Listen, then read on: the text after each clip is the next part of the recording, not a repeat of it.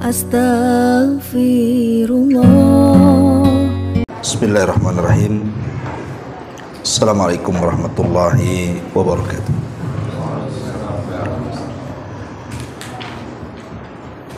Alhamdulillah wassalatu wassalamu ala rasulillah wa ala alihi wa sahbihi wa mawala wa la hawla wa la quwata illa billahi wa ba'du.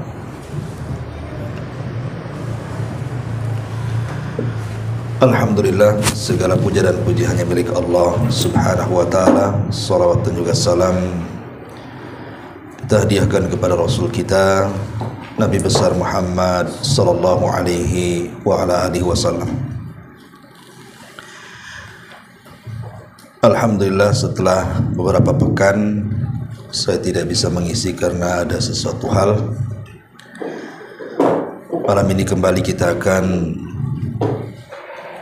mengkaji tafsir, dan biasa kita mengkaji tafsir juz amma, tapi karena ini baru pertemuan perdana, maka ada satu ayat dalam surah Al-Baqarah, tepatnya 177, sangat bagus sekali kita akan bahas di malam ini. A'udzubillahi minasyaitonirrajim. Bismillahirrahmanirrahim. Laisal birra, atau bisa juga dibaca laisal birru, an tuwallu wujuhakum qibalal masyriqi wal maghrib, walakinnal birra man amana billahi wal yawmil akhir wal malaikati wal kitabi wan nabiyyin wa atal mala ala hubbihi dzawil qurba wal yatama wal masakin wabnas sabil was-sa'ilina wa fir riqab wa aqamas salata wa ataz zakata wal mufuna bi ahdihim idza ahadu was-sabirina fil ba'sa'i wadh-dharra'i wa hinal ba'si ulaika alladzina shadaqu wa ulaika humul muttaqun. Allah Subhanahu wa taala berfirman, kebaikan itu bukanlah engkau hadapkan wajahmu ke arah timur dan barat, melainkan kebaikan itu adalah beriman kepada Allah, kepada hari akhir, kepada para malaikat-malaikat, kepada kitab-kitab dan para nabi.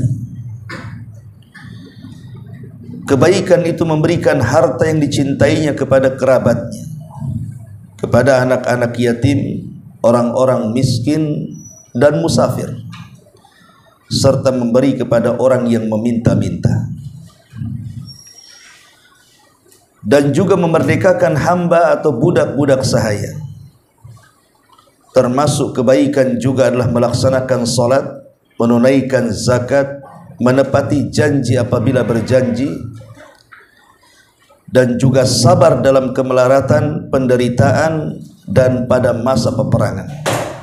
Mereka itulah orang-orang yang mencintai kebenaran, dan mereka itulah orang-orang yang bertakwa. Baik, ma'asyiral muslimin wal muslimat rahimani wa rahimakumullah. Ayat ini tentu ada asbab nuzulnya, dan ada asbab nuzulnya, ada 3 yang disebutkan para ulama tentang asbab nuzul dari ayat ini. Pertama, ayat ini membicarakan tentang Yahudi dan Nasrani. Jadi sebelum Islam, agama langit itu ada 2. Pertama Yahudi dan yang kedua Nasrani. Dan kedua agama ini punya kiblat masing-masing. Pertama Yahudi ma'ruf kiblatnya menuju Baitul Maqdis, Palestina. Itulah kiblatnya orang-orang Yahudi dari dulu sampai hari ini. Mereka berkiblat ke Baitul Maqdis. Adapun orang-orang Nasrani, mereka berkiblat ke arah timur. Ada yang mengatakan kiblatnya orang-orang Nasrani tempat di mana orang-orang Hawariyun. Orang-orang Hawariyun itu maksudnya orang-orang pilihan Isa, murid-murid terbaik Isa bin Maryam. Ketika mereka meminta hidangan dari Allah Subhanahu wa taala kepada Nabi Isa bin Maryam. Jadi mereka setelah melaksanakan puasa yang diperintahkan oleh Isa bin Maryam, maka mereka ingin berbuka dengan makanan yang paling lezat. Dan makanan itu diminta kepada Isa dari langit langsung, meminta kepada Allah Azza wa Jalla. Dan mereka mengancam kepada Isa bin Maryam, kalau tidak dipenuhi janjinya atau diberi permintaannya, maka mereka akan meragukan ajarannya. Lihat bagaimana orang pilihan saja seperti itu, beda dengan sahabat Nabi. Akhirnya Isa bin Maryam pun memenuhi keinginan orang-orang Nasrani, keinginan orang-orang Hawariyun di zaman itu. Maka Isa berdoa kepada Allah Subhanahu wa taala, kemudian Allah kabulkan permintaannya. Tetapi dengan catatan, kalau seandainya makanan itu turun dan mereka masih meragukan ajaran Isa, maka mereka akan diazab Allah Subhanahu wa taala. Maka orang-orang Hawariyun ketakutan. Tiba-tiba kemudian langit berubah warna. Mereka menyangka bahwa itu akan turun azab karena permintaan mereka. Rupanya Allah Subhanahu wa taala betul-betul mengabulkan, turunlah makanan yang lezat-lezat dari langit. Makanya peristiwanya disebut Qissatul Maidah. Dalam Quran ada surat namanya Al-Maidah, hidangan dari langit. Jadi setelah itu kemudian hidangan itu sampai di bumi, maka Isa mengatakan kepada Hawariyun, makanlah, karena kalian yang meminta, maka kalian yang memulai. Tetapi orang-orang Hawariyun ketakutan, mereka tidak mau menyentuh makanan itu. Akhirnya karena mereka tidak mau memakan dan menyentuh makanan itu, maka Isa pun memanggil orang-orang lemah, orang-orang fakir, orang-orang miskin untuk memakan hidangan lezat itu. Ya tentu kalau yang makan orang fakir miskin, ya mereka datang dari mana-mana, kemudian memakan, barulah kemudian Hawariyun ikut memakan. Subhanallah, setiap yang memakan makanan hidangan dari langit itu yang punya penyakit sembuh penyakitnya. Lah itu bukan hanya 1 hari, sampai 40 hari hidangan itu turun terus. Makanya kemudian mereka menjadikan peristiwa itu sebagai peristiwa Id mereka, hari raya mereka. Ma'asyiral muslimin yang dimuliakan Allah Subhanahu wa taala. Setelah peristiwa itu, maka kemudian Isa pun diangkat oleh Allah Subhanahu wa taala ke langit. Lah tempat turunnya hidangan itulah yang kemudian dijadikan kiblat oleh orang-orang Nasara. Dan Islam kan kalau dari arah Hijaz, Madinah dan Mekah, serta dari arah Irak, maka tempat di mana turunnya Maidah itu adalah sebelah timur.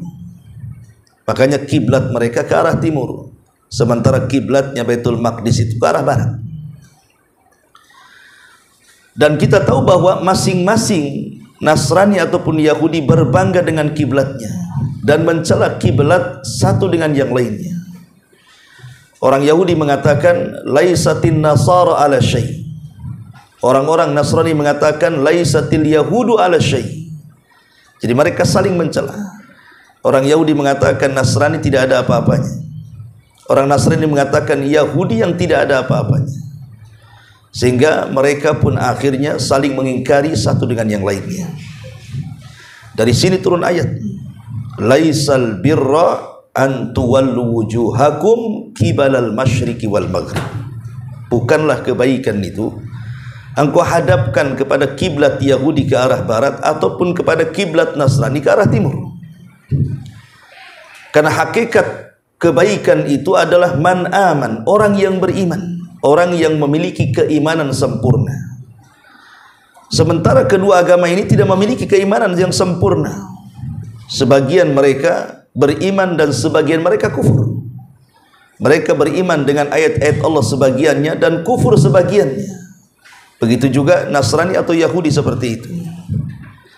Di mana Yahudi mengingkari keberadaan Isa bin Maryam dan Nasrani mengingkari keberadaan Rasul kita Muhammad sallallahu alaihi wasallam. Sementara kita kaum muslimin mengakui nabi mereka. Kita beriman bahwa Musa nabinya Yahudi. Kita beriman bahwa Isa nabinya Nasrani. Tapi Yahudi dan Nasrani tidak pernah mengimani bahwa nabi kita adalah nabi Islam, Nabi Muhammad sallallahu alaihi wasallam, dan nabi akhir zaman sebagai penutup para nabi dan rasul. Makanya Allah Subhanahu wa taala bantah, bukan hanya semata-mata kalian arahkan kiblat ke barat atau timur itu sebuah kebaikan, karena kebaikan itulah keimanan yang sempurna. Ini satu pendapat. Pendapat yang kedua, bahwa ayat ini turun kepada orang-orang musyrik Arab. Jadi orang-orang musyrik Arab di zaman jahiliyah, mereka kalau masuk ke dalam Ka'bah, Ka'bah itu memiliki dua pintu.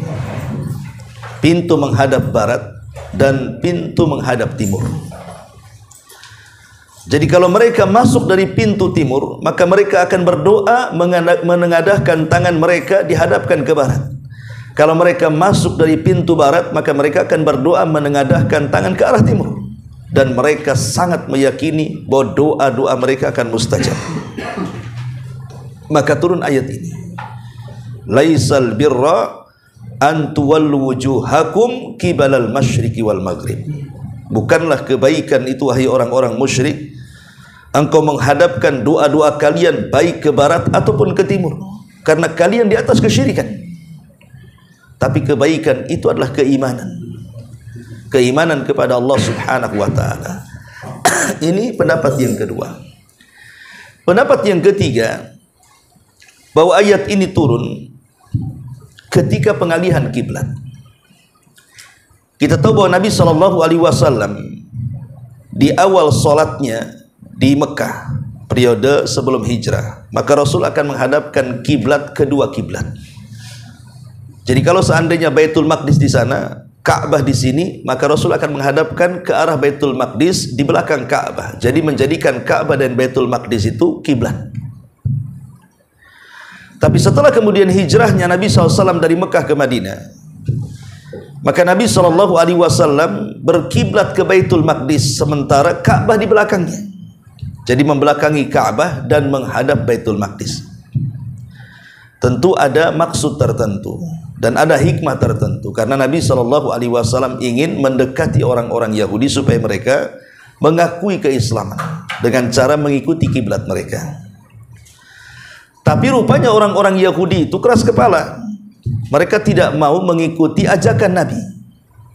Makanya sepanjang dakwah Rasul di kota Madinah itu, selama 10 tahun, tidak banyak orang Yahudi yang masuk Islam.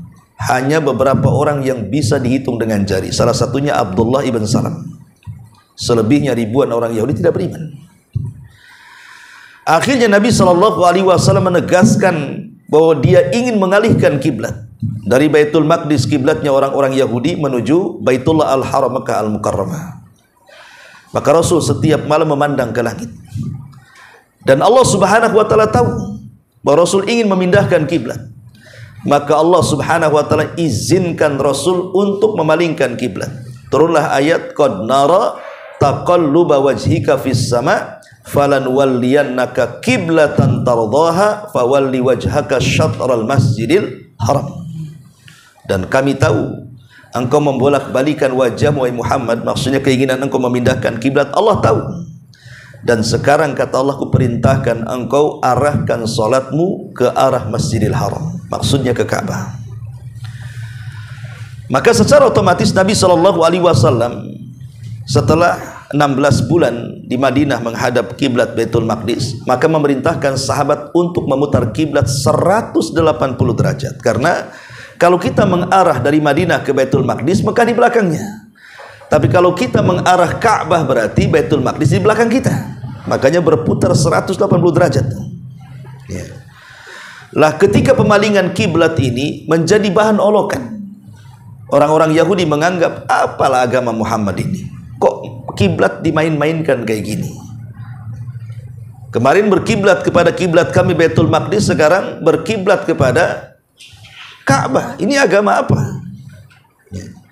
Sementara orang-orang musyrik yang ada di Mekah, mereka menganggap bahwa lihat, Muhammad akan kembali ke agama kita, akan kembali kepada kemusyrikan kita, karena sudah tidak berkiblat ke Baitul Maqdis tetapi ke tempat yang kita agungkan. Begitu juga orang-orang musyrik mengolok-olok peralihan kiblat ini. Maka turun ayat ini juga, laisal birra an tuwallu wujuhakum qibalal masyriqi wal maghrib. Kebaikan itu bukan engkau mengarah ke Baitul Maqdis ataukah ke Mekah, bukan zat pemalingan kiblat itu sebuah kebaikan, tidak. Tetapi kebaikan itu adalah beriman kepada Allah, beriman kepada hari akhir, beriman kepada para malaikat, kepada kitab-kitab, kepada para nabi dan seterusnya. Inilah 3 asbab nuzul yang disebutkan oleh ulama tafsir tentang surah Al-Baqarah ayat 177 ini. Baik, kita akan bahas. Di sini Allah Subhanahu wa taala mengatakan laisal birra an tuwallu wujuhakum qibalal masyriqi wal maghrib. Bukanlah albir kebaikan. Albir disebutkan oleh Al-Imam Ar-Razi rahimahullahu taala bahwa albir itulah ismun jami'un lit ta'ati wa a'malil khairi al-muqarrabati ilallahi azza wa jalla. Jadi disebut albir adalah sebuah nama yang universal, sebuah nama yang umum yang mencakup segala jenis ketaatan dan segala jenis amal-amal kebaikan yang mendekatkan diri kepada Allah. Apapun bentuk ketaatannya, apapun bentuk amal kebaikannya, maka itu disebut albir. Makanya Imam Nawawi rahimahullahu ta'ala mengatakan bahwa albir itu adalah kalimat yang mencakup semua kebaikan manusia, baik kebaikan kepada Allah ataupun kebaikan sesama mereka. Dengan singkat kata, bahwa kalimat albir adalah puncak dari semua kebaikan. Itulah dalam bahasa Arab disebut albir. Makanya kita lihat bahwa Al-Quran dan juga hadis Nabi SAW ketika menyebut kalimat albir itu diitlakkan kepada beberapa amalan soleh, seperti berbuat baik kepada orang tua disebut birrul walidain, albir. Ya. Kemudian juga ketika Nabi SAW merintahkan kita supaya mengucapkan kalimat yang benar, yang jujur, tidak berdusta, Rasul mengatakan, alaikum bisidqi fa inna sidqa yahdi ilal bir. Wajib atas kalian jujur, karena jujur itu akan mengantarkan kepada kalian kepada albir. Albir itu kebaikan, ya. Dan ketika Nabi SAW ditanya tentang amalan yang bisa mendekatkan diri ke sorga, maka Rasul mengatakan husnul khuluq. Ketika Nabi SAW ditanya tentang amalan yang mendekatkan diri kepada sorga, maka Rasul mengatakan kalimat albir. Kemudian ditafsirkan albir di sini artinya baiknya akhlak. Jadi albir ini mencakup semua kebaikan, dan ini adalah rahmat dari Allah Subhanahu wa taala, bahwa kebaikan itu bukan hanya menghadap ke arah kiblat saja, maksudnya salat. Bukan hanya sebatas itu, tapi kebaikan itu mencakup amalan hati dan amalan badan. Jadi pintu-pintu kebaikan dalam Islam itu luas, ya. Bisa dengan cara apapun. Maka nanti akan disebutkan di sini amalan-amalan kebaikan atau disebut dengan albir. Dalam bahasa Arab ada kalimat albir, ada kalimat albar, ada kalimat albur. Itulah bahasa Arab, ya. Bir, bar, bur. Tentu berbeda maknanya masing-masing. Kalau disebut albur, bicara makanan. Bur itu artinya gandum, dan gandum itu makanan terbaik. Kemudian albar, bar itu artinya daratan, lawan daripada lautan. Dhaharal fasadu fil barri wal bahri. Telah tampak kerusakan di daratan dan di lautan. Albar. Sementara albir itu artinya amal kebaikan. Seolah-olah Allah Subhanahu wa taala memberikan kepada kita makanan yang merupakan rizki Allah. Yang kedua, memberikan kepada kita tempat tinggal di daratan, dan juga Allah memberikan kesempatan kita untuk beramal saleh. Albir amal saleh, albar daratan tempat kita tinggal, albur makanan. Itulah manusia. Manusia diberikan makanan, diberikan tempat tinggal, makanya kita harus berbuat albir kebaikan sebagai bentuk syukur kita kepada Allah Subhanahu wa taala. Dan tentu albir juga bertingkat-tingkat, ikhwatu fiddin yang dimuliakan Allah Subhanahu wa taala. Ada albir itu yang merupakan puncak kebaikan yang tidak semua orang bisa melakukannya. Seperti Allah Subhanahu wa taala berfirman, "Lan tanalul birra hatta tunfiqu mimma tuhibbun." Kalian tidak mungkin sampai ke tempat atau ke level albir sampai kalian bisa menginfakkan harta yang kalian cintai. Menginfakkan harta yang kita cintai itu berat, ya kawan. Tidak semua orang bisa melakukannya. Pamannya ibu-ibu nikah sama suaminya sudah 50 tahun, tiba-tiba baik pula suami baru membelikan gelang ataupun kalung. Ada bu? Ya. Atau sama sekali tidak pernah dibelikan. Tiba-tiba baru belikan, senang tuh. Ada apa suami tumben-tumben dari 50 tahun berumah tangga baru dibelikan emas, ya gitu. Padahal dia sendiri sudah emas, ya, emas Jawa. Tetapi tiba-tiba kemudian mungkin ada tetangga yang sedang membutuhkan pertolongan, mungkin sakit parah, tidak punya biaya, perlu biaya. Bisa nggak melepas kalungnya atau cincinnya atau gelangnya kemudian dijual membantu saudaranya? Kan tidak semua orang bisa melakukannya, ikhwan. Karena biasanya manusia itu kan difitrahkan cinta dengan harta. Sehingga kalau seandainya kemudian hendak menginfakkan harta yang paling berharga dalam hidupnya, itu sangat susah, sangat sulit sekali. Kecuali ya para salaf. Para salaf maksudnya para sahabat Nabi SAW. Sebagaimana perkataan Ibnu Umar radhiyallahu anhuma, di zaman salaf, maksudnya di zaman para sahabat, kata Ibnu Umar, kami mendapati manusia di zaman itu bahwa uang-uang dirham yang di kantong-kantong mereka itu, mereka tidak pernah meributkan dengan saudara atau keluarganya, seolah-olah dompetku dompetmu, dompetmu dompetku, ya. Jadi uangmu uangku, uangku uangmu. Tetapi kata Ibnu Umar, setelah orang-orang terbaik itu meninggal, maka dirham itu lebih mulia dibandingkan saudara dan ayahnya. Justru orang lebih memuliakan uang dibandingkan saudara dan ayahnya. Betapa banyak orang-orang yang musuhan seorang anak dengan ayahnya gara-gara uang, kan? Musuhan dengan saudaranya gara-gara uang. Jadi uang lebih mulia. Kalau di zaman dulu itu justru manusia lebih mulia dibandingkan uang. Menunjukkan bahwa memang berat orang itu membantu. Kecuali orang-orang pilihan yang tingkatnya sudah sampai albir. Jadi tingkat-tingkatan, ada yang berat gitu ya, dan ada yang ringan. Itulah albir. Dan lihat bagaimana ayat ini, permulaannya Allah Subhanahu wa taala merintahkan kita untuk berbuat kebaikan, dan Allah akhiri ayatnya bahwa orang yang melakukan albir mereka adalah para pecinta kebenaran dan merekalah hakikat orang-orang yang bertakwa. Jadi kalau kita ingin mendapatkan derajat as-siddiqun, orang-orang yang mencintai kebenaran, ataupun al-muttaqun, orang-orang yang bertakwa, maka banyak-banyak berbuat albir. Maka Allah mengatakan ulaikal ladzina shadaqu wa ulaika humul muttaqun. Allah tutup ayatnya dengan kalimat itu. Ma'asyiral muslimin yang dimuliakan Allah Azza wa Jalla,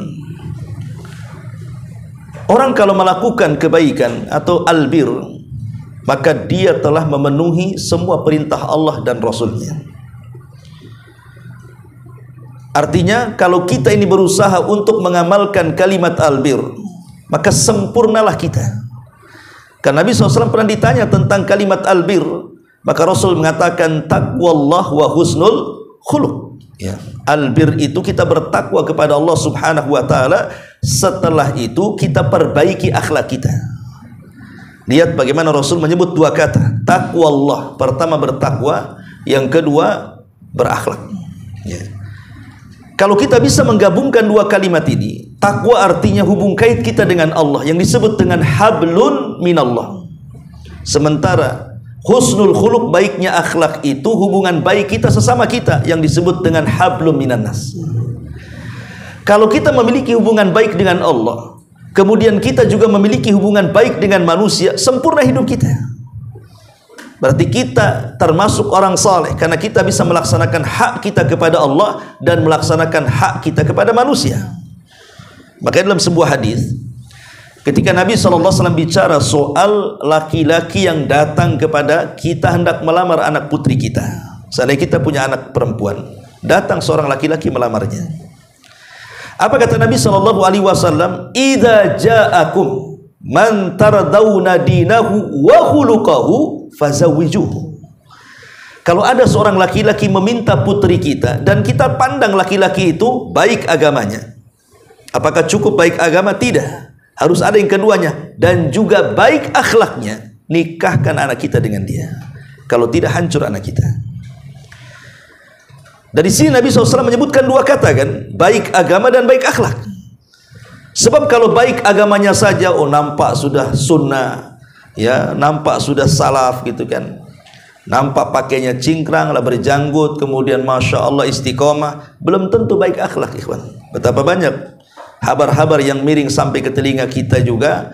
Banyak ikhwan-ikhwan itu yang kasar dengan istrinya kan, memaki, mencaci, memukul dan begitu seterusnya, padahal ngakunya orang sunnah. Menunjukkan bahwa baik agama saja belum tentu baik akhlak. Ataupun baik akhlaknya, masya Allah, sama istrinya luar biasa, sama anak-anaknya luar biasa, tapi tak sholat pula dia. Datang Ramadan tak mau puasa juga dia, tapi lembut orangnya. Apa dikatakan baik? Tidak. Orang baik itu kalau mengumpulkan dua kalimat ini, pertama baik hubungan dia dengan Allah, itu yang disebut dengan takwa. Yang kedua baik hubungan dengan manusia, itu yang disebut dengan akhlak. Lah, dua kalimat ini terangkum dalam kalimat albir. Ya, albir itulah menghubungkan kita dengan Allah dan menghubungkan kita dengan manusia. Maka kita perhatikan ayat selanjutnya. Di sini Allah Subhanahu wa taala hendak membagi albir itu kepada dua amalan. Pertama amalan hati, dan yang kedua amalan badan. Dan dari dua amalan ini, amalan hati dan amalan badan, yang paling baik itu amalan hati. Karena bagaimanapun amalan badan itu ditentukan dengan amalan hati. Kalau hati kita ini tidak baik, tidak ikhlas, justru cenderung riya, sum'ah, takabur, kemudian ujub dan yang semacamnya, maka tidak akan dianggap amalan badannya. Makanya Allah Subhanahu wa taala memulai dengan amalan hati, baru kemudian ke amalan badan dan kepada amalan jawari, ya, badan dan harta. Di sini Allah Subhanahu wa taala mengatakan, setelah mengatakan bahwa kebaikan itu bukan ku arahkan wajahmu ke timur dan barat, walakinnal birra, akan tetapi kebaikan itu, kata Allah, man aman, adalah orang yang beriman. Lihat bagaimana Allah itlakan kalimat bir dengan orang yang beriman ataupun seorang mukmin. Karena seorang mukmin itu tidak dikatakan mukmin kalau dia tidak berbuat baik. Jadi seorang mukmin itu keharusannya adalah dia berbuat baik, baik kepada Allah ataupun baik kepada sesama. Makanya Allah memulai dengan kata-kata man aman, orang yang beriman kepada Allah Subhanahu wa taala. Sebab orang yang beriman itu dipastikan dia berbuat baik. Dan orang yang tidak beriman, dia tidak akan pernah berbuat baik dan tidak dianggap juga kebaikannya kalaupun dia berbuat baik, seperti orang-orang kafir. Nah, di sini Allah Subhanahu wa taala memulai dengan amalan hati. Apa itu? Beriman kepada Allah. Dan beriman kepada Allah mencakup 4 perkara. Beriman meyakini tentang wujudnya Allah, beriman meyakini tentang rububiyahnya Allah, beriman meyakini tentang uluhiyahnya Allah, beriman mengakui tentang nama dan sifat-sifat bagi Allah Subhanahu wa taala. Dan tentu ini bukan tempat kita menjelaskan 4 kalimatnya karena panjang. Intinya adalah beriman kepada Allah, mentauhidkan Allah dari uluhiyah, rububiyah dan nama dan sifat bagi Allah. Kemudian setelah itu wal yaumil akhir, dan beriman kepada hari akhir. Lihat bagaimana Allah Subhanahu wa taala selalu menyebut satu nafas kalimat beriman kepada Allah dan kalimat beriman kepada hari akhir. Kalau kita melihat hadis Jibril dalam kitab Arba'in Nawawi, hadis yang ketiga kalau tidak salah, dan hadis ini panjang sekali, bahkan disebut induknya hadis. Jadi Jibril kan bertanya kepada Nabi SAW tentang apa itu Islam, apa itu iman, apa itu ihsan, kan itu. Maka Nabi SAW ketika ditanya tentang iman, maka Rasul menyebut secara tertib. Iman itu engkau beriman kepada Allah, beriman kepada malaikat Allah, beriman kepada kitab-kitab Allah, beriman kepada Rasul-Rasul Allah, beriman kepada hari akhir, beriman kepada qada dan qadar, baik yang baik ataupun yang buruk. Tapi dalam ayat ini Allah Subhanahu wa taala tidak menyebut secara tertib. Allah Subhanahu wa taala justru menyebut beriman kepada Allah, setelah itu beriman kepada hari akhir. Dan penyebutan dua kata ini selalu diulang-ulang dalam Quran dan juga dalam hadis Nabi SAW. Contoh dalam hadis Nabi mengatakan apa? Man kana yu'minu billahi wal yaumil akhir falyakul khairan aw liyasmut. Man kana yu'minu billahi wal yaumil akhir falyukrim dhaifahu. Man kana yu'minu billahi wal yaumil akhir falyukrim jarahu. Siapa yang beriman dengan Allah dan hari akhir, ucapkan kalimat yang santun, kalau tidak bisa diam. Barang siapa yang beriman kepada Allah dan hari akhir, hormati tetamunya. Barang siapa yang beriman kepada Allah dan hari akhir, hormati tetangganya. Disebut satu nafas selalu kalimat beriman kepada Allah dan hari akhir. Apa hikmah dibalik penyebutan dua kalimat yang diulang-ulang dalam Quran dan juga dalam hadis Nabi SAW? Ada yang mengatakan bahwa dua kalimat ini kalau digabungkan, beriman dengan Allah dan hari akhir, itu kalimatut tanbih. Kalimatut tanbih itu kalimat supaya kita memiliki perhatian, di mana yang dimaksud penggabungan itu adalah al-isti'dad lidzalikal yaum, supaya kita memiliki persiapan untuk hari itu. Jadi supaya kita memiliki persiapan setelah kita beriman kepada Allah di dunia dengan cara melaksanakan perintah-perintahnya, menjauhi larangan-larangannya, menikmati yang dihalalkannya, menjauhi yang diharamkannya, dan begitu seterusnya, melaksanakan kewajiban-kewajibannya, maka itu menunjukkan ada persiapan untuk hari setelah kematian. Karena kalau tertanam dalam hati kita bahwa setelah kematian itu ada peristiwa besar, baik di dalam kuburan atau setelah kiamat dibangkitkan, pasti kita tidak mungkin leha-leha, ikhwan. Pasti kita akan mempersiapkan, kan? Mempersiapkan dengan baik untuk hari di mana peristiwa-peristiwa itu akan berlaku.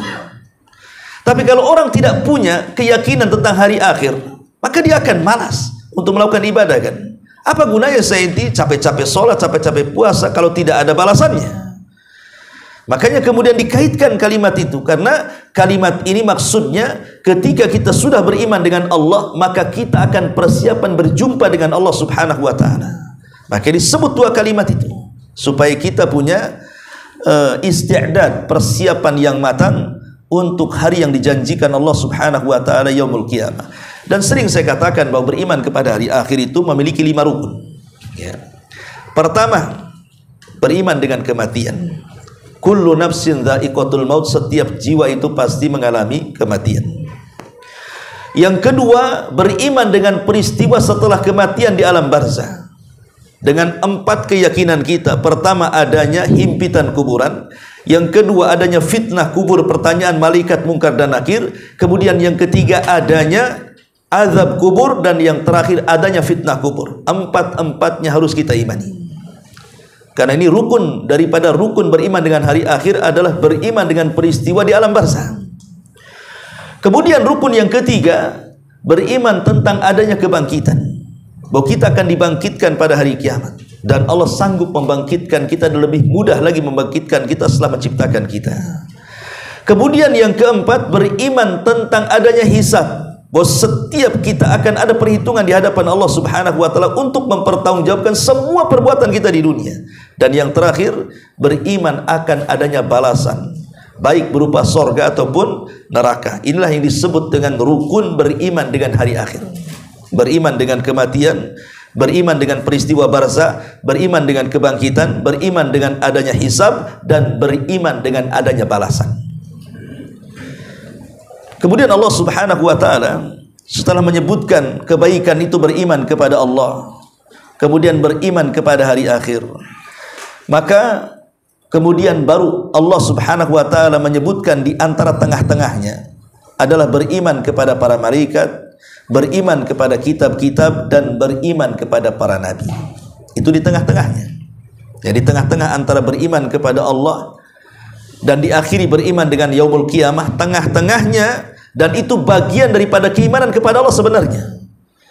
Jadi bagian daripada keimanan kita kepada Allah, kita wajib beriman tentang adanya malaikat, wajib beriman tentang adanya kitab-kitab, dan wajib beriman tentang adanya nabi. Subhanallah, kenapa ditartib seperti itu? Ya, karena kalau Allah tidak menciptakan malaikat, maka tidak akan pernah turun kitab. Kalau tidak pernah turun kitab, maka tidak ada nabi dan rasul. Maka ditartib seperti itu dalam Al-Quran. Ya. Pertama Allah ciptakan malaikat, dengan adanya malaikat Allah utus untuk menurunkan wahyu, maka turunlah kitab. Dengan adanya kitab maka diberikan kepada manusia-manusia tertentu, jadilah kemudian manusia-manusia yang diserahi kitab itu menjadi nabi dan rasul. Makanya Nabi SAW diangkat oleh Allah menjadi nabi dengan apa? Dengan surah Iqra, ya.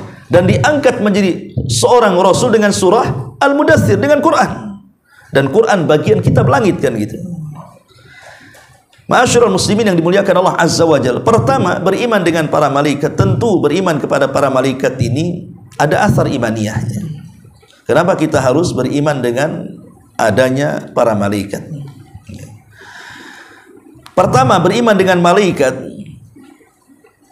bahwa kita harus meyakini bahwa setiap kita ini ada malaikat-malaikat yang senantiasa menjaga kita. Pertama, raqib dan atid yang mencatat catatan kita, ataupun malaikat-malaikat hafadhah yang menjaga kita. Dan ini sudah saya jelaskan ketika menjelaskan ayat surat apa saya lupa, tapi yang jelas bahwa malaikat ini harus kita imani bahwa dia adalah makhluk yang disucikan Allah, tidak pernah bermaksiat, setiap perintah Allah pasti dilaksanakan. Tidak ada satupun malaikat yang bermaksiat kepada Allah Azza wa Jalla. Mereka makhluk yang suci. Dan kita harus beriman dengan yang kita kenal namanya atau yang tidak kita kenal namanya. Seperti Jibril, ya kita kenal namanya. Mikail kita kenal namanya. Israfil kita kenal namanya. Malaikat maut kita kenal namanya. Tapi ada malaikat-malaikat yang tidak kita kenal namanya. Yang tidak kita kenal namanya, kita wajib beriman, karena jumlah malaikat itu tidak ada yang tahu kecuali Allah. Wa may ya'lamu junuda rabbika illahu. Tidak ada yang tahu berapa jumlah malaikat itu kecuali Allah Subhanahu wa taala. Bayangkan ketika Rasul melakukan peristiwa Isra Mi'raj itu, Rasul kan diperlihatkan Baitul Ma'mur. Baitul Ma'mur itu kiblatnya malaikat yang kalau jatuh itu mengenai Ka'bah. Jadi Ka'bah itu kiblatnya manusia, Baitul Ma'mur itu kiblatnya malaikat. Dan dua kiblat ini tidak pernah sepi setiap harinya. Coba antum lihat live gitu ya ke Ka'bah. Nggak pernah kita lihat Ka'bah itu sepi, kan? Ada aja orang tawaf itu. Ya. Bahkan dikiranya, kalau antum pernah umroh gitu kan, dikiranya malam itu kita bisa mencium Hajar Aswad. Rupanya malam-malam pula yang ramai. Karena semua orang terpikir seperti itu. Mungkin malam-malam sepi, semua orang terpikir gitu, jadi keluar malam semua kan, makin ramai kan gitu. Lah begitu juga Ka'bah di langit, Ka'bahnya malaikat tidak pernah sepi.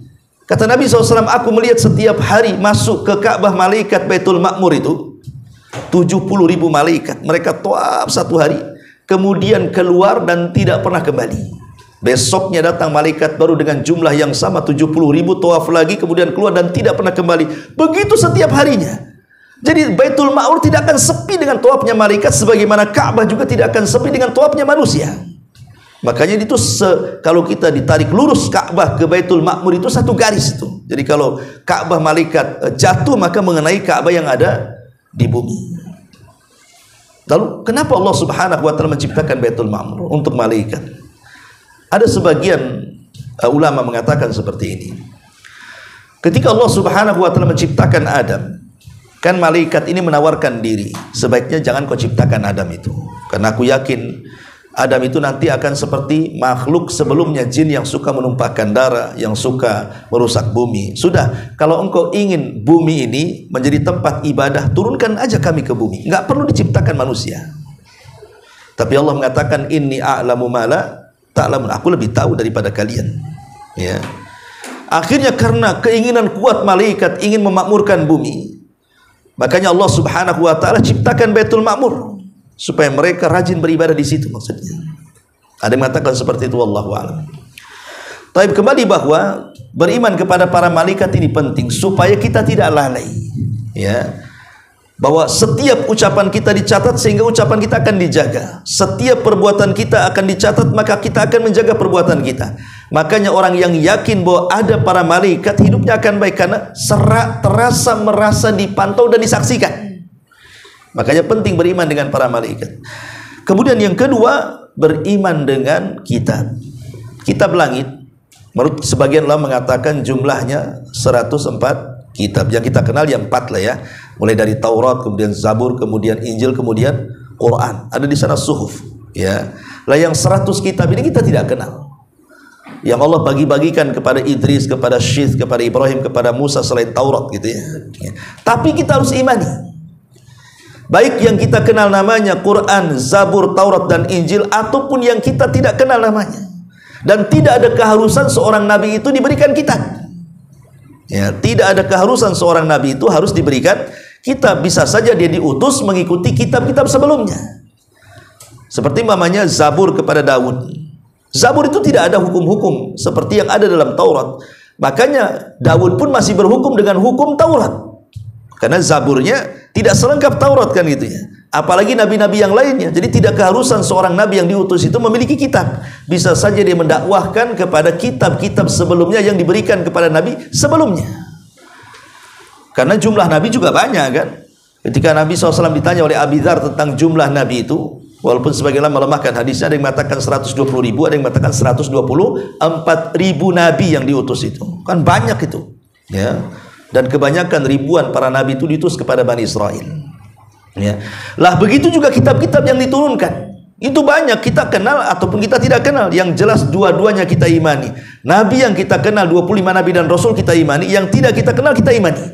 Begitu juga kitab yang kita kenal hanya 4, bukan berarti yang 100 itu tidak kita imani. Semua kita imani, baik secara khusus ataupun secara umum.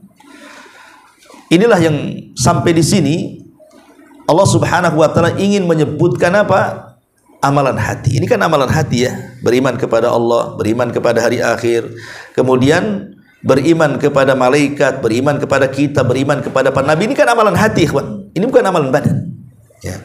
Tapi yang jelas bahwa beriman kepada Allah itu di bawahnya tadi beriman kepada malaikat, kepada kitab, kepada rasul. Baru setelah itu Allah Subhanahu wa taala merintahkan kita beriman dengan hari akhir.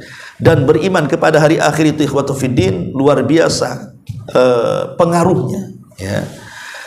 Pertama kita sebutkan bahwa beriman kepada hari akhir itu menjadikan kita semangat untuk berbuat baik, semangat untuk melakukan ketaatan. Kenapa demikian? Karena dengan semangatnya kita melakukan kebaikan dan ketaatan akan ada balasan kelak setelah kematian.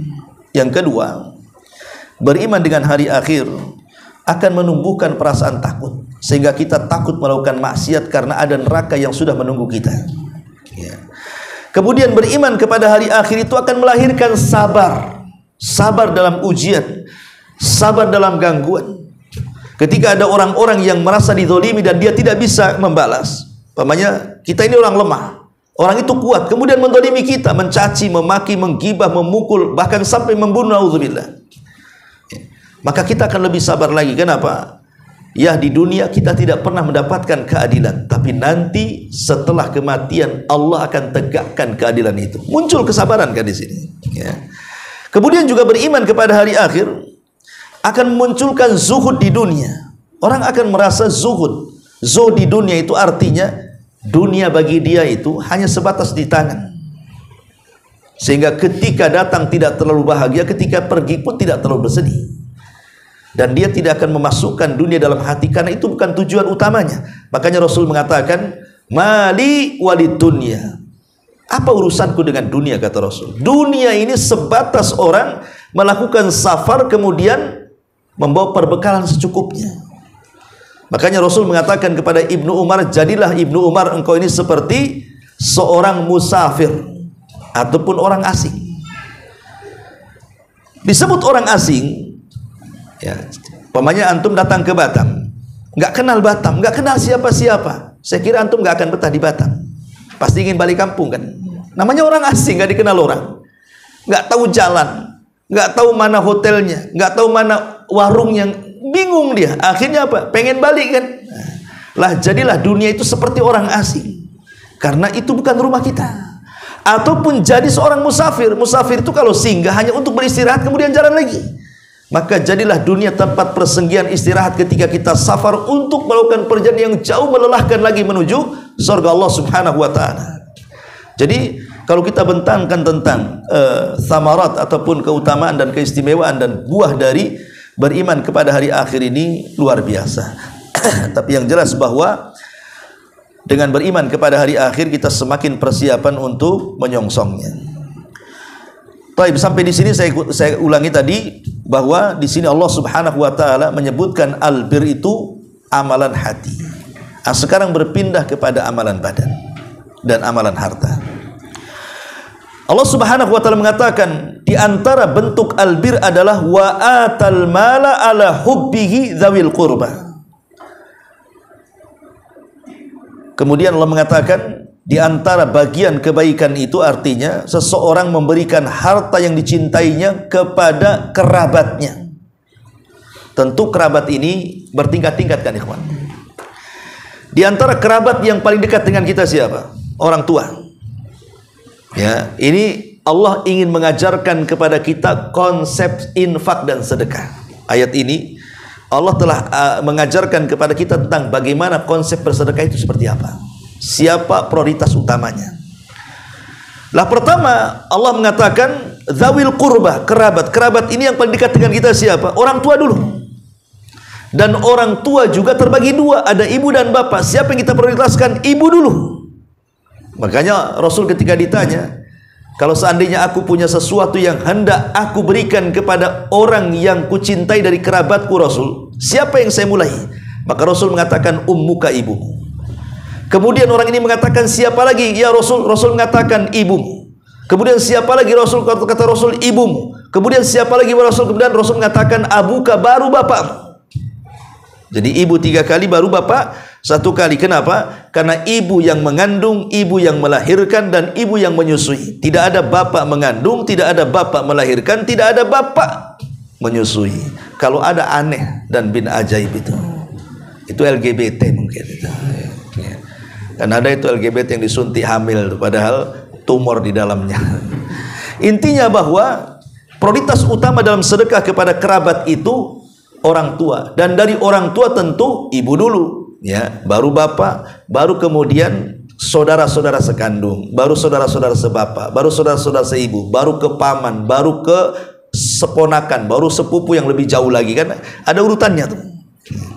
Dan itulah yang difirmankan Allah Subhanahu wa taala, yas'alunaka madza yunfikun qul ma anfaqtum min khairin falil walidaini. Mereka bertanya-tanya soal kemana harta yang harus saya sedekahkan. Maka katakan ya Muhammad, sedekah terbaik itu adalah kepada orang tua. Karena sedekah orang tua itu kewajiban. Tidak boleh kita memberikan zakat kepada orang tua. Karena tanpa memberikan zakat kita sudah wajib memberi orang tua. Ya.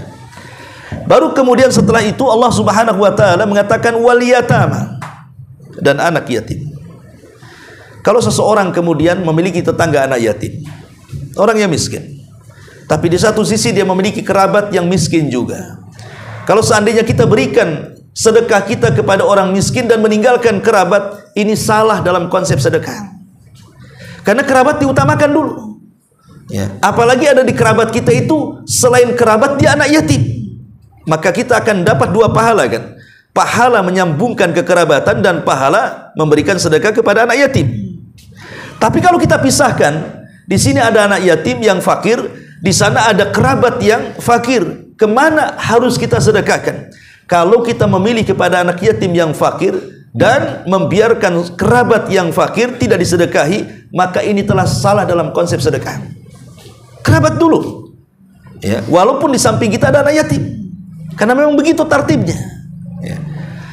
Baru setelah itu Allah Subhanahu wa taala mengatakan wal masakin, dan orang miskin, ya. Kenapa Allah Subhanahu wa taala dahulukan yatim kemudian orang miskin? Karena anak yatim itu anak kecil. Disebut yatim itu berapa tahun? Sampai dia balik, ya. Kata Nabi SAW, la aitama ba'dal buluk, tidak disebut yatim sampai dia balik. Sementara orang miskin ini bisa saja anak-anak, bisa saja orang tua, kan? Orang miskin ini. Lah kalau mereka orang tua, mereka bisa sabar dengan tidak makan, tidak minum, tidak punya pekerjaan. Lah kalau anak kecil, tidak makan, tidak minum, tidak bekerja, bisa mati. Ya. Makanya kemudian dahulukan yatim dulu, kan itu anak-anak masalahnya. Mereka tidak punya kesanggupan untuk mencari. Lain kalau sudah dewasa menjadi miskin, mereka sanggup mencari. Makanya didahulukan anak yatim, baru orang miskin. Jadi kalau seandainya kita ini punya uang kelebihan, kita bersedekah kepada orang miskin, sementara ada anak yatim, kemudian kita abaikan, maka kita telah salah dalam konsep sedekah. Dahulukan anak yatim, baru orang miskin. Baru setelah itu Allah Subhanahu wa taala mengatakan wabnas sabil. Ibnu sabil ini dari dua kalimat. Pertama iban itu artinya anak, sabil itu artinya jalan, berarti anak jalan. Kalau dalam bahasa Arab, ya, kalau diartikan letterlekan seperti itu, anak jalan, ya. Sehingga kemudian para ulama menyebutkan ibnu sabil itu dua kelompok. Kelompok yang pertama yang disebut dengan musafir, itulah ibnu sabil. Terkadang ada seorang musafir itu walaupun dia kaya di desanya, ikhwan, kemudian dia safar ke Batam, dompetnya hilang, kemudian juga HP-nya hilang, tidak bisa dihubungi keluarganya, bisa dia mati di jalan tak makan, ikhwan. Ya kan, walaupun di desanya paling kaya tuh. Terkadang ada orang-orang musafir itu kena rampok di jalan, akhirnya kesusahan hidupnya, kan? Maka kita sedekahi mereka. Atau yang dimaksud dia bukan musafir, tetapi ibnu sabil itu maksudnya orang-orang yang tidak punya tempat tinggal di daerahnya. Boleh jadi mungkin dia tidur di kolong-kolong jembatan, ya, atau tidur di pasar-pasar, atau tidur di trotoar-trotoar. Dia harus meminta-minta mencari makan, padahal daerahnya sendiri, anggap saja orang Batam. Dia lahir di Batam, tapi terlahir miskin, terlahir dari ibu yang juga miskin, dia tidak punya tempat tinggal, maka itu disebut ibnu sabil juga. Maka sedekahkan harta kita kepada mereka. Lah kalau seandainya ada orang miskin, di sana ada ibnu sabil, kita dahulukan ibnu sabil, maka ini telah salah dalam konsep sedekah. Orang miskin dulu, baru ibnu sabil. Baru setelah itu Allah Subhanahu wa taala mengatakan wasailin, dan orang yang meminta-minta. Kenapa orang itu meminta-minta? Biasanya alasan orang minta-minta karena fakir, kan? Karena miskin. Kalau dia kaya ngapain minta-minta? Walaupun banyak juga orang kaya masih juga mengambil bansos, kan itu. Masih untuk orang miskin diambil, pula orang kaya gitu, ya. Tapi umumnya peminta-minta kan orang miskin, kan? Ya. Lalu apa bedanya? Kan Allah Subhanahu wa taala sudah menyebutkan kalimat miskin di sini. Kenapa diulang dengan orang yang meminta-minta? Bukankah dia meminta itu karena miskin? Para ulama mengatakan, kalau ada dua orang miskin, yang satu diam tidak mau minta-minta, yang satu justru tidak punya malu dengan kehormatannya, dia meminta-minta, maka dahulukan bersedekah kepada orang miskin yang tidak meminta-minta dibandingkan orang miskin yang meminta-minta. Itu maksudnya. Banyak antum di jalan nih, di lampu merah, orang minta-minta nampak, miskin, patah tangannya, buntung kakinya. Sementara tetangga juga ada yang miskin. Siapa yang dahulukan? Tetangga kita. Ya. Karena dia tidak meminta-minta masalahnya. Dia punya izzah, punya kehormatan. Ada orang-orang miskin itu yang tidak mau minta-minta, sehingga orang menyangka dia kaya, padahal dia susah hidupnya. Maka kata Allah, dahulukan infak kepada mereka dibandingkan orang miskin yang tidak punya izzah, kemudian dia minta-minta. Kalau kita lebih memilih memberikan kepada peminta-minta walaupun dia miskin, sementara ada orang miskin yang tidak minta-minta, kita biarkan, maka kita telah salah dalam konsep sedekah. Makanya di situ tartibnya di sini, ya. Kemudian baru wafir riqab. Mungkin riqab nggak ada ya di zaman sekarang, karena ya riqab itu kan perbudakan. Ya kalau mungkin nanti terjadi peperangan ya mungkin saja. Ya. Lah sampai di sini Allah Subhanahu wa taala menyebutkan amalan badan dalam bentuk harta, dalam bentuk sedekah. Ya, dan sedekah itu beda dengan zakat. Sedekah beda dengan zakat. Karena sedekah dan zakat itu, kalau zakat kan kewajibannya. Kalau sudah sampai hal nisabnya wajib bayar untuk membersihkan hartanya kan. Tapi kalau sedekah itu karena kerelaan. Makanya sedekah itu harta baik, kalau zakat itu harta kotor. Ya, itu perbedaannya. Kalau zakat itu harta kotor. Harta kotor yang kita sedekahkan, itulah disebut zakat namanya. Sebab kalau sudah sampai waktu hal dan nisabnya tidak disedekahkan, maka kita memakan harta haram. Tapi kalau sedekah tidak. Sedekah kan tidak ada tuntutan. Kapanpun kita boleh bersedekah. Dalam bentuk apapun kita bisa bersedekah. Dalam uang sebanyak apapun kita bisa bersedekah tanpa ada batasan. Makanya kenapa sedekah itu jauh lebih mulia dibandingkan zakat. Ya, karena dikeluarkan berdasarkan kerelaan. Sementara zakat itu dikeluarkan berdasarkan kewajiban. Maka kerelaan jauh lebih mulia dibandingkan kewajiban. Ma'asyiral muslimin wal muslimat rahimani wa rahimakumullah. Baru setelah itu Allah Subhanahu wa taala bicara tentang amal badan. Ini amal harta, kemudian amal badan, wa aqamas shalah, kemudian mendirikan salat. Kenapa di sini Allah Subhanahu wa taala mulai dengan sedekah? Sedekah kepada kerabat, sedekah kepada orang miskin, sedekah kepada ibnu sabil, kepada orang yang meminta atau kepada budak. Baru bercerita tentang salat. Di sini ikhwatu fiddin, saya punya logika seperti ini. Kita lihat di masjid. Di masjid, ya. Di masjid itu kan kumpulan orang-orang dari berbagai macam elemen dan kalangan kan. Ada orang kaya, ada orang miskin. Ada pejabat, ada rakyat, semua kumpul di masjid. Semua kumpul di masjid kan. Kadang-kadang di samping kita pengusaha. Terkadang di samping kita ya calon wali kota. Terkadang di samping kita ya gubernur atau siapa. Namanya satu masjid itu kan mesti ada yang si kaya, ada yang si miskin kan. Nggak mungkin kaya semua, nggak mungkin kaya miskin semua. Ya. Kalau Islam tidak memberikan konsep zakat dan sedekah, tentu orang-orang yang datang ke masjid itu hanya orang-orang kaya saja, ikhwan. Kalau Islam tidak memberikan konsep zakat dan sedekah, tidak ada perintah zakat dan sedekah, tentu masjid itu akan dipenuhi orang kaya saja. Kenapa? Karena orang miskin sibuk mencari penghidupan di luar kan. Tidak sempat dia sholat. Kapan mereka sholat? Untuk makan aja sulit. Ya. Makanya supaya mereka terlibat sholat, berikan sedekah kepada mereka dalam bentuk modal, ataupun kita pekerjakan di perusahaan kita, di tempat pekerjaan kita, supaya dia punya penghasilan, akhirnya sama-sama sholat juga akhirnya kan. Ya. Itulah kenapa kemudian ketika Allah Subhanahu wa taala memerintahkan salat, biasanya disebut setelahnya perintah zakat. Seperti dalam awal-awal surah Al-Baqarah Allah mengatakan apa? Alladzina yuqimuna sholata wa yu'tuna zakata wa hum bil akhirati hum yuqinun. Ya, orang-orang yang menegakkan salat dan membayar zakat. Dan itu dua-duanya disebut satu nafas. Ya. Kalau kita hanya menjalankan sholat tapi meninggalkan zakat, tidak diterima sholatnya. Kalau kita hanya menunaikan zakat tapi meninggalkan sholat, juga tidak diterima zakatnya. Yang diterima dua-duanya ketika kita bisa menggabungkan. Kalau kita gabungkan, maka semua orang pasti datang ke masjid. Mau anda kaya, mau anda miskin. Sebab kalau tidak ada konsep zakat, nanti orang kaya nampak di masjid, orang miskin semua ketakutan, takut dicuri hartanya. Ya, jangan-jangan ini pencuri nih. Ya. Ataupun mungkin kalau seandainya ada orang-orang kaya yang masuk ke masjid, orang miskin tidak takut ke masjid. Dikiranya dia mau minta-minta. Akhirnya mau ke masjid. Maka dengan adanya konsep zakat dan sedekah ini, akhirnya tertolonglah orang-orang miskin sehingga dia bisa makan.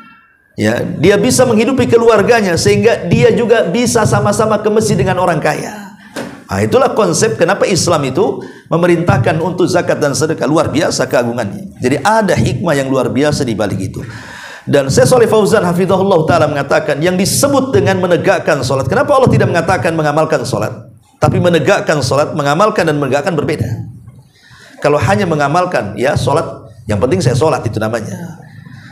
Mau khusyuk mau tidak, itu disebut mengamalkan salat. Tapi menegakkan salat berbeda dengan mengamalkan. Makanya kalimat Quran itu selalu wa yuqimuna, wa aqama, qama yuqimu, menegakkan. Menegakkan itu adalah orang yang mendatangkan 4 hal dalam solatnya. Pertama syaratnya, kedua rukunnya, ketiga wajibnya, keempat sunnahnya. Kalau kita mendatangkan 4 perkara ini, maka kita sudah menegakkan solat. Karena biasanya orang itu tidak perhatian dengan masalah ini kan. Contoh masalah syarat wudu, asal-asalan wudunya. Padahal itu syarat sah solat. Ya. Ataupun umpamanya rukunnya, tumakninah itu pun rukun solat, tidak tumakninah. Solatnya cepat kilat kan gitu. Ini tidak mendatangkan rukun namanya. Atau kewajibannya, dia membaca asal-asalan. Ya, yang penting bacalah subhanarabbiyal a'la sudah sekali aja katanya. Tidak mau nambah sekali, 2 kali, 3 kali. Artinya kan melalaikan kewajibannya itu. Atau sunnah-sunnahnya kan. Makanya orang kalau sudah mendatangkan syarat, rukun, wajib dan juga sunnah, maka dia telah menegakkan sunnah, menegakkan solat, dan tidak perlu ditanya tentang khusus solat, pasti khusus solatnya. Kemudian wa'ataz zakat, dan melaksanakan zakat. Di sini juga disebut satu nafas solat dan zakat, dan tadi saya sudah jelaskan kenapa disebut satu nafas antara perintah solat dan zakat. Wal mufuna bi ahdihim idza ahadu. Kemudian di antara kalimat albir adalah mereka menepati janji apabila berjanji. Baik janji kita kepada Allah berupa tauhid, janji kita kepada Allah berupa mengerjakan semua perintah, janji kita kepada Allah berupa menjauhi larangan atau yang lainnya, atau janji kepada manusia. Ya. Dan kalimat wal mufuna bi ahdihim idza ahadu, menepati janji apabila dia berjanji, itu ada pada 4 perkara. Pertama, pada sumpah. Kalau kita sudah bersumpah atas nama Allah, maka jangan diingkari. Yang kedua, pada nazar. Kalau kita sudah bernazar, maka jangan dibatalkan nazarnya. Ketiga, dalam persaksian. Kalau kita sudah bersaksi, jangan pernah dibatalkan persaksiannya. Jangan menutupi kebenaran ketika jadi bersaksi. Umpamanya kita didatangkan di tengah pengadilan, kita menyaksikan kebenaran, tapi karena mungkin sudah disogok untuk mengingkari, akhirnya tidak mau bersaksi atau bersaksi palsu, maka tidak boleh. Anda tidak menepati janji. Ataupun sidqul hadis, mengucapkan kalimat yang benar. Ini disebut wal mufuna bi ahdihim idza ahadu. Dan Allah Subhanahu wa taala tutup ayatnya was-sabirin. Subhanallah, di sini Allah Subhanahu wa taala tidak memaktufkan kalimat ini kepada kalimat sebelumnya, seolah-olah Allah ingin membuat kalimat baru. Sebagian ulama mengatakan bahwa sabar itu adalah puncak daripada kalimat albir. Jadi kalau kita ingin mendapatkan puncak dari kalimat albir, maka bersabarlah dalam 3 hal. Pertama, sabar dalam kemelaratan, al-ba'sa. Kadang-kadang kita diuji oleh Allah Subhanahu wa taala susah ekonomi, sabar. Boleh jadi mungkin ada hikmah di balik itu. Sebab ada orang-orang miskin itu kalau dijadikan kaya mendadak bisa saja melampaui batas. Ya kan? Kaya mendadak akhirnya yang biasa ngaji di sini mingguan hilang dia. Kenapa? Udah jadi orang kaya mendadak, Ustaz. Bisa saja kan hikmahnya seperti itu. Kalau dikayakan bisa kufur dia. Kemudian yang kedua, wadh-dharrah. Boleh jadi kita itu dituntut sabar dalam penderitaan. Penderitaan ini masing-masing menderita kan. Ada penderitaan itu mungkin dalam bentuk penyakit, ya. Mungkin dalam penderitaan itu mungkin dalam bentuk ya percekcokan dalam keluarga, mungkin anaknya durhaka atau mungkin orang tuanya bermasalah, dan begitu seterusnya. Namanya penderitaan itu kan umum, menderita apa saja. Maka kita dituntut untuk sabar. Kemudian yang terakhir, saat peperangan. Karena orang kalau tidak sabar kalah. Lihat ketika para sahabat disuruh menjaga oleh Rasul para pemanah 50 orang di Bukit Ruman ketika perang Uhud, mereka tidak sabar. Ketika melihat ghanimah mereka turun, akhirnya mengalami kekalahan. Ketika kemudian diisukan Rasul sallallahu alaihi wasallam meninggal dunia, mereka ketakutan, tidak sabar, akhirnya tunggang langgang dari peperangan, maka kalahlah perang Uhud. Sebab kalau tidak sabar, tidak ada yang berhasil, karena kunci keberhasilan itu ada dalam kesabaran. Lah setelah itu semua baru Allah Subhanahu wa taala tutup. Kalau kita bisa melaksanakan ini semuanya, amalan hati, amalan badan, amalan harta, ulaika alladzina shadaqu wa ulaika humul muttaqun. Maka merekalah orang-orang yang dianggap orang-orang yang cinta dengan kebenaran, dan merekalah orang-orang yang akan mendapatkan predikat takwa. Inilah di antara penjelasan surah Al-Baqarah 177. Wallahu a'lam. Sampai di sini ya, mudah-mudahan ada manfaatnya. Sebelum saya tutup, kalau ada yang bertanya silakan. Kalau tidak ada, kita tutup. Enggak ada. Subhanakallah bihamdika asyhadu an la ilaha illa anta astaghfiruka wa atubu ilaik. Allahu taala alam. Assalamualaikum warahmatullahi wabarakatuh.